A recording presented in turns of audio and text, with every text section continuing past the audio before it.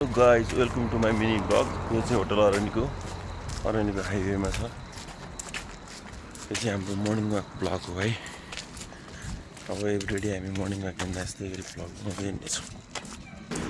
यस्तो खतरा हुस्सु लागेको छ नि, मान्छेले अलि ओरबाट अलि पर मान्छे नचिन्ने हुस्सु लागेको छ। त्यो हिलको एउटा राम्रो पोइन्ट पक्ष भने चाहिँ यो हो कि हुस्सु यस्तो बवाल लाग्छ पानी परेपछि। गर्मीमा पनि शीतल हुन्छ, चिसो हुन्छ। बस्न ओर्नको लागि चाहिँ एकदम बवाल ठाउँ। सेवा सुविधाको हिसाबले पनि एकदम बवाल। हस्पिटलदेखि लिएर पढ्नको लागि युनिभर्सिटीदेखि लिएर होइन सब कुराको सुविधा। खानेपानीको बवाल सुविधा थियो। त्यो गएको वर्ष चाहिँ रोसीले मुहान बगाइदिएर अलिक समस्या भएको छ। फेरि बनेपछि फेरि उस्तै बवाल आनन्द आउँछ हो कि होइन काका? ल भन्नु मजा आइरहेको छ काका? यता हेरेर भन्नु एकदम राम्रो। त्यो कस्तो उयो क्याप लाएर भोलि क्याप फुकाएर आउनु। किन ढाको होला यस्तो कपाल छ? ए कपाल सपाल झर्या भयो नि क्याप लाएर हिँड्नु भन्नु। ल गाइस, यो चाहिँ हाम्रो सन्तोष दाईको राजराम दाईको घर हो है। हामी त्यहाँ गएर पहिला एकचोटि खाना नि खाएको छौँ। चोक आइपुग्नु लाग्यो धुलखेल। मिराबेल चोक हो यतापट्टि चाहिँ। यहाँनिर रिसोर्ट छ, धुलखेल इको रिसोर्ट भन्ने। तपाईँहरूलाई चाहिँ यसो नाइट स्टे गर्नु मन लाग्यो विथ योर गर्लफ्रेन्ड होइन, आउन सक्नुहुन्छ। यहाँ चाहिँ जतिसम्म अफर थियो अहिले अफर सिद्धिएछ। यो चाहिँ ल धुलीखेल भान्सा गरेर ह्याङ आउट भिल्ला अरे ककेसिया क्याफे एन्ड क्रस रोड बार रे। यो चाहिँ पेट्रोल पम्प है, टिकाराम काकाको तेल हाल्ने पम्प। फाइनल्ली हामी चाहिँ धुलखेल चोक आइपुग्न लाग्यौँ। त्यो देखिरहेको चोक चाहिँ धुलखेल लज रिसोर्ट चोक हो। त्यहाँबाट छिर्सी धुलखेल लज रिसोर्ट पुग्न सकिन्छ। भइहाल्छ। यो अगाडि देखिरहेको बिल्डिङमा चाहिँ हाम्रो सुभाष दाईको रेस्टुरेन्ट छ। डोजर चाहिएमा टिकाराम काकालाई सम्पर्क गर्नु होला।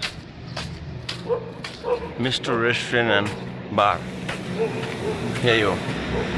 यहाँ चाहिँ हरेक वेडनेसडे र फ्राइडे चाहिँ लाइभ म्युजिक हुन्छ है। यहाँ धुलखेल नजिक वरपर हुनुभएकाहरूलाई चाहिँ कहिलेकाहीँ चिल गर्नु छ भने आउनु सक्नुहुन्छ। यही हो ल बिपी हाइवे, अरनीको हाइवे, धुलखेल चोक यो अगाडिको चोक हो। हामी चाहिँ बिपी हाइवे क्रस गरेर यता भित्रको बाटो जानेछौँ। यही हो बिपी हाइवे जाने। त्यहाँनिर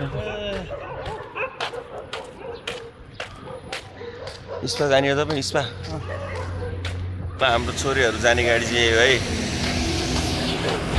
गाइस। धुलीखेल अब हामी यहाँबाट छिर्छौँ। यो गेटबाट छिर्छौँ।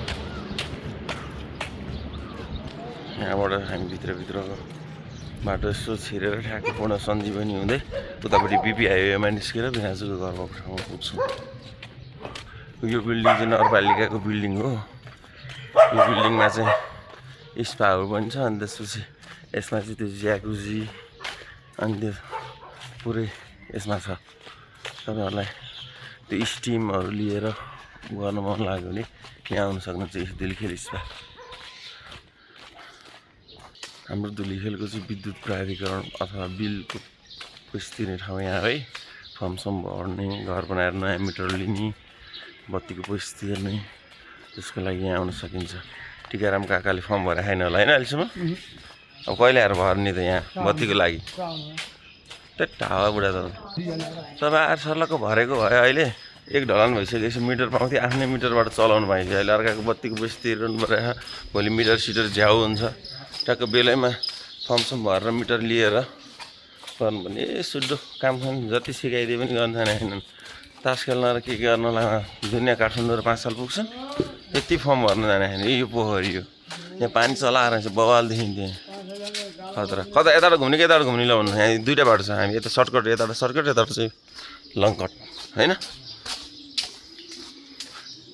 यहाँ पुरै धुलिखेलको यो चाहिँ भित्री बजार भित्री ऊ हो। यहाँ चाहिँ पुरै ढुङ्गा बसेको छ। पुरानो मन्दिरहरू पुरानो टाइपको घरहरू छ। टुरिस्ट एरिया हो नि त, यस्तो गल्ली गल्ली छ। यहाँबाट गयो भने नि मन्दिर पुगिन्छ। यताबाट नि मन्दिर, हामी मन्दिर आइपुग्नु लाग्यो। मन्दिरलाई एक परिक्रमा गरेर सरर निस्किनुपर्छ। फाइनली मन्दिर आइपुग्यो ल।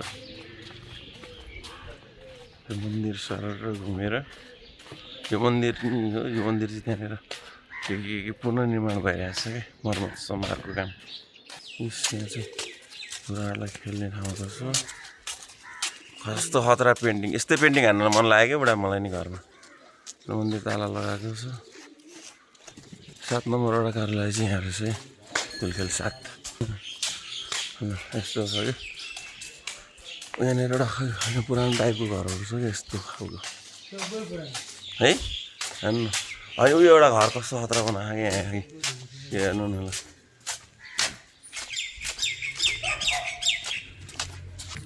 यो घर बवाल। यता यहाँ मन्दिर छ ल।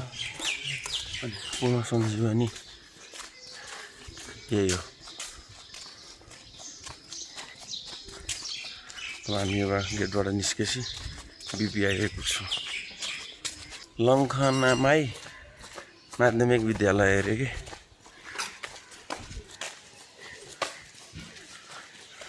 टिकाराम काकाको जस्तै एप्रिल आएको छ।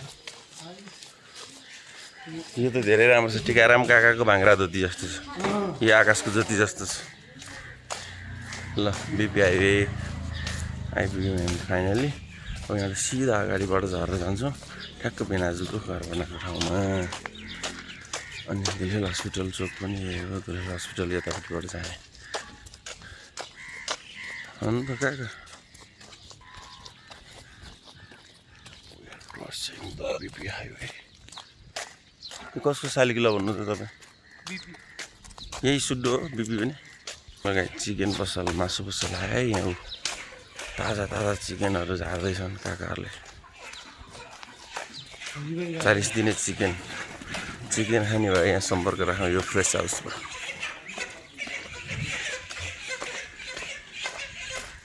मलको दाम भनेको कुन हो?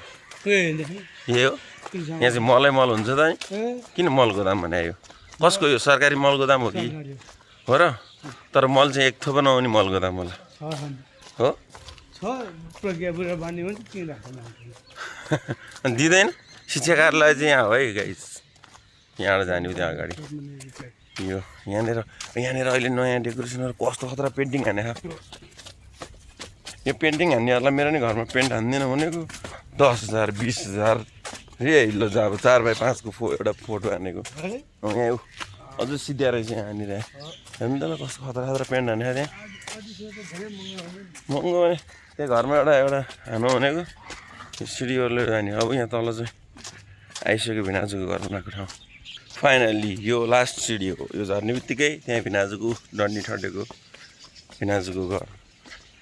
हामी त्यहाँ गएर यस्तो एक लट हेरिदिएर होइन काका, अनि सरर हाम्रो डेस्टिनेसनतिर लाग्नेछौँ। यो घर छ नि, यो घर चाहिँ हाम्रो राधिका मिस बस्ने घर हो है। लाइभमा जोडिँदाखेरि आउनुहुन्थ्यो नि राधिका मिस। यो चाहिँ त्यही घर हो। अब यो भिडियो राधिका मिसलाई पठाइदिनुहोस्, हामी एभ्रिडे यहाँ आउँछौँ भनेर।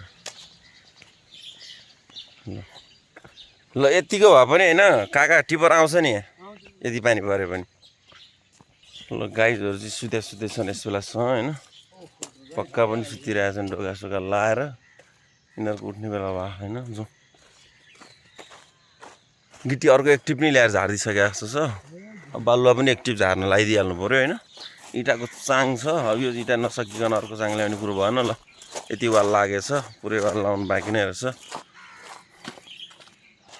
यो चाहिँ यस्तो छ भिनाजुको घर। यो एरिया चाहिँ 1200 भन्दा बढी 1235 स्क्वायरको छ क्यारे घर। यो पिलर बाक्साहरू यहाँ छ ठ्याक्क। अब यो वाल पुरा हुने बित्तिकै नि माटो फिल गरेर डिपिसीको काम हुन्छ। यतापट्टि सेरवाल हालिसकेको छ। यो हिसाबले यहाँनिर चाहिँ किनभने यहाँनिर चाहिँ डाउन हुन्छ है गाइज। यहाँ चाहिँ पार्किङ हो। त्यसपछि यो हुन्छ वाल चाहिँ वरिपरि मात्र लगाउने हो हामी, किनभने फोकटको वेस्टेज वाल नलगाउने। यहाँनिर लगाइन्छ, यहाँनिर चाहिँ ठ्याक्क पानी ट्याङ्की पनि भएर